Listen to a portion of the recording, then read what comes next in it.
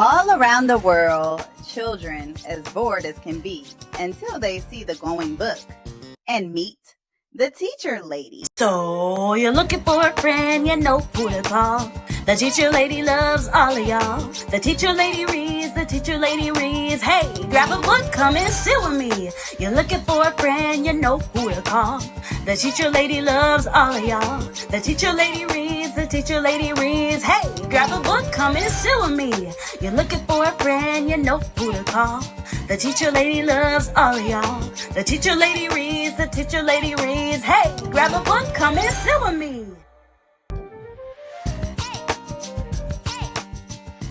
Hey, grab a book. Come sit with me. Oh, hey! I'm so glad you're here. I'm Miss Erica, the teacher lady, and your fairy godparent when it comes to sharing joyful stories and growing young minds. Oh, today we are in for a treat.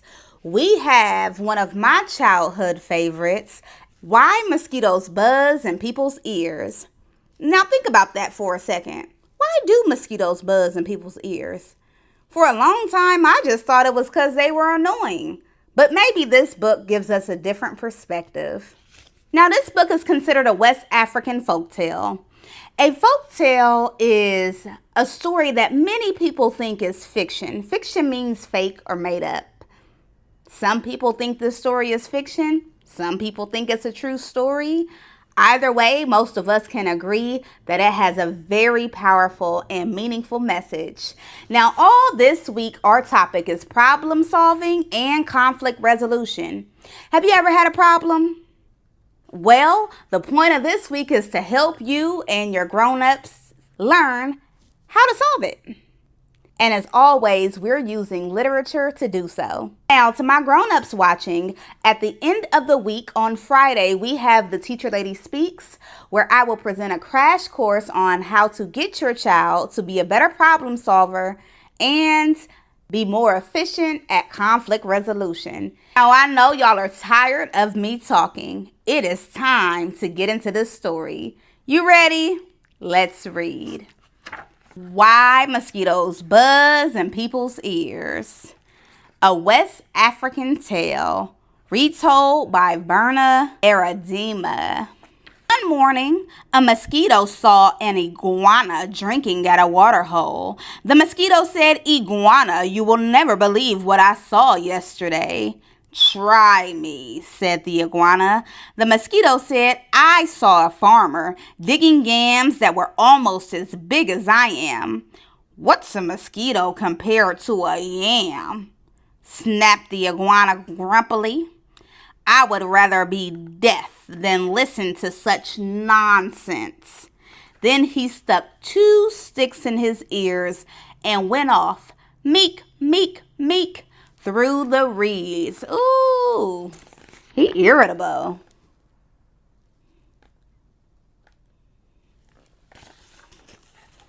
These illustrations are gorgeous.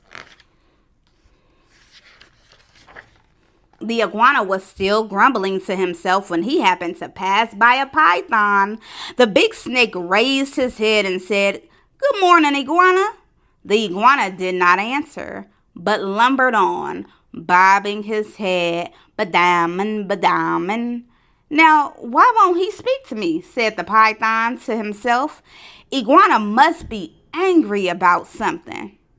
I'm afraid he is plotting some mischief against me." He began looking for somewhere to hide. The first place he found was a rabbit hole, and in it he went, "Wasua, wasua, wasua." When a rabbit saw the big snake coming into her burrow, she was terrified.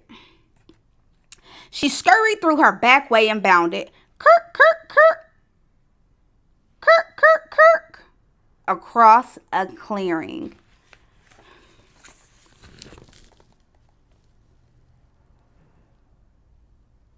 Now it's already starting off messy. The snake thinks the iguana is preying on his downfall, but he's not. He thinks he out to get him, but he isn't out to get him.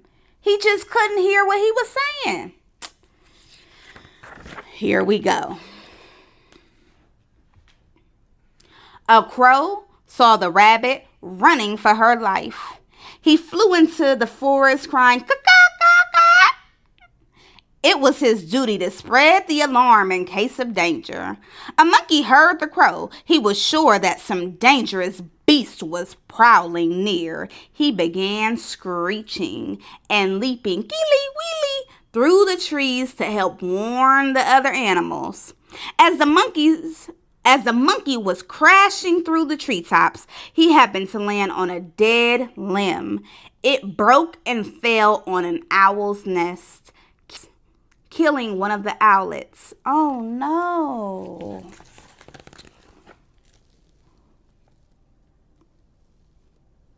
That's so sad. Mother Owl was not at home, for though she usually hunted only in the night, this morning she was still out searching for one more tidbit to satisfy her hungry babies. When she returned to the nest, she found one of them dead. Her other children told her that the monkey had killed it. All that day and all that night she sat in her tree, so sad, so sad, so sad. Now it was Mother Owl who woke the sun each day so that the dawn could come.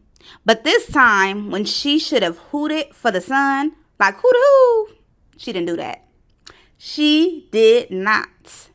The night grew longer and longer and longer. The animals of the forest knew it was lasting much too long. They feared that the sun would never come back. Uh-oh, she's grieving. We have a week on grieving too. Grieving is when you're sad that you lost something or you lost somebody. And Mama Owl is grieving. At last, Lion called a meeting of the animals. They came and sat down, around a council fire. Mother Owl did not come, so the antelope was sent to fetch her. When she arrived, King Lion asked, "Mother Owl, why have you not called the sun? The night has lasted long, and everyone is worried." Mother Owl said, "Monkey killed one of my owlets. Because of that, I cannot bear." She cannot bear, okay, to wake the sun. The king said to the gathered animals, "Did you hear? It was the monkey who killed the owlets. And now Mother Owl won't wake the sun so that the day can come." That's my King Lion voice.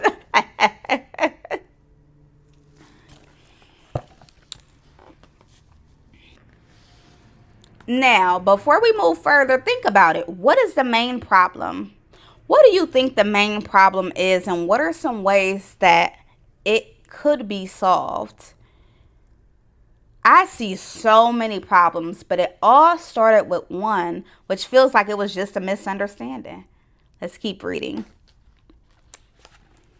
Then King Lion called the monkey. He came before him nervously, glancing from side to side. "Rim, rim, rim, rim, rim, rim." "Monkey," said the king, "why did you kill one of Mother Owl's babies?" "Oh, king," said the monkey, "it was the crow's fault. He was calling and calling to warn us of danger, and I went leaping through the trees to help. A limb broke under me. A limb broke under me, and it fell on the owl's nest." The king said to the council, "So it was the crow who alarmed the monkey who killed the owlets, and now Mother Owl won't wake the sun so the day can come."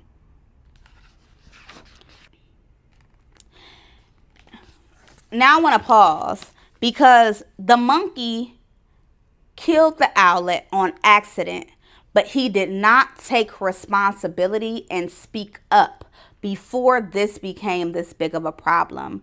That monkey should have went to the owl or the lion, whoever does, the conflict resolution in this jungle, and he should have said, "Hey, I'm so sorry.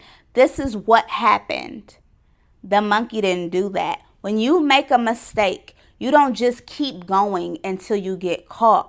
You go to the person you trust, your grandmother or your parents. You go to your neighbor or your friend and you say, "Hey, I made a mistake. This is what happened.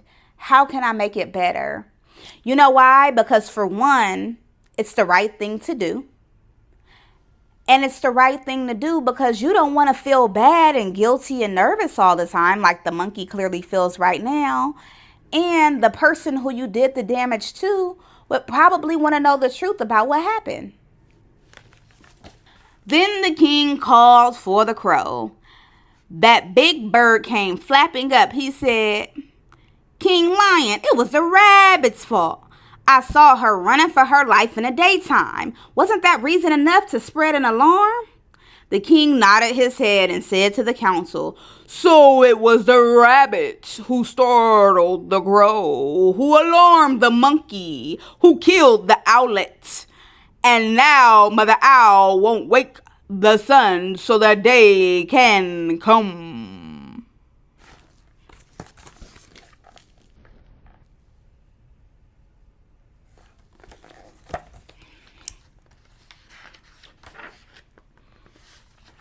Then King Lion called the rabbit. The timid little creature stood before him, one shriveling paw drawn up uncertainly.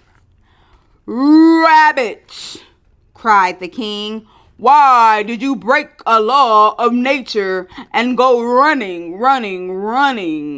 in the daytime?" "Oh, king," said the rabbit, "it was the python's fault. I was in my house minding my business when that big snake came in and chased me out."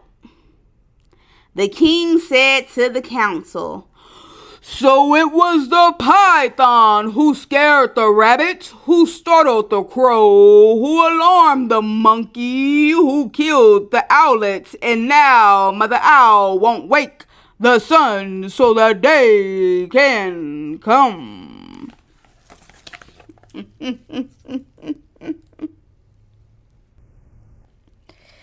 Oh, what a big misunderstanding. My goodness. King Lion called the python, who came slithering past the other animals.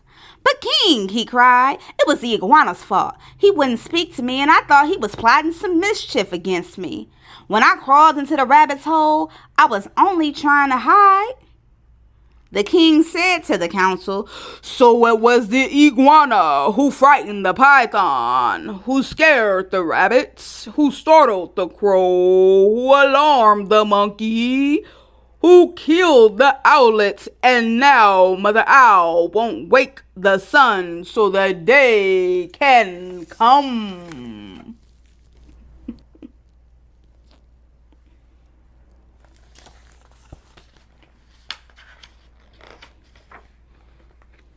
Here go the iguana. He like, "Nah, bruh. I didn't hear you. I didn't see you," said the iguana. "Mosquito told me such a big lie, I couldn't bear to listen to it, so I put 2 sticks in my ears." Laughed the lion.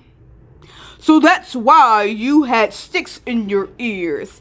"Yeah," said the iguana. "It was the mosquitoes' fault." King Lion said to the council, "So it was the mosquito who annoyed the iguana, who frightened the python, who scared the rabbits." You remember what animal is next? "Who startled the crow, who alarmed the monkey, who killed the owlet, and now Mother Owl won't wake the sun so the day can come."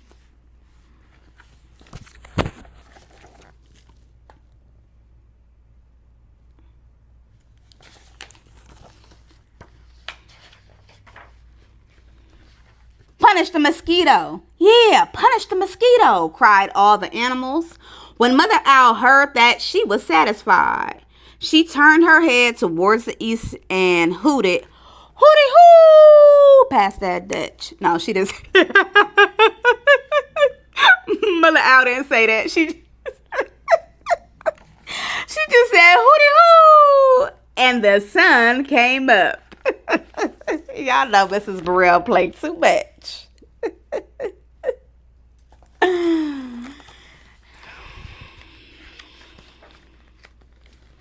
Meanwhile, the mosquito had listened to it all from a nearby bush. She crept under a curl leaf seam and was never found and brought before the council.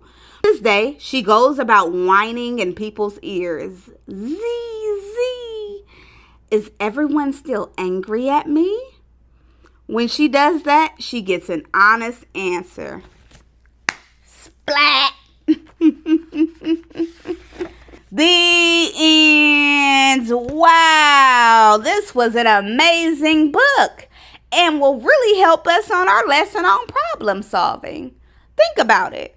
So much could have been resolved by just communicating with each other. Sometimes all you have to do is express what's going on and it'll all make it better. It doesn't mean we don't all communicate in different ways, but do your best to get your point across. And it'll help to solve a lot of your problems. Grown-ups, I will see you Friday, where I will help you to help them. Until next time, thanks for reading with me. Bye. Now that's what I call a read aloud. I hope you learned something new. There's so many follow-up options the teacher lady wants to show you. Your family can donate a book to a child that's in need, or your grown-up can go listen to the book review to learn more about this story. And if you like magical books, the teacher lady has made many more. Along with your grown-up, go look at the website. I encourage you to explore.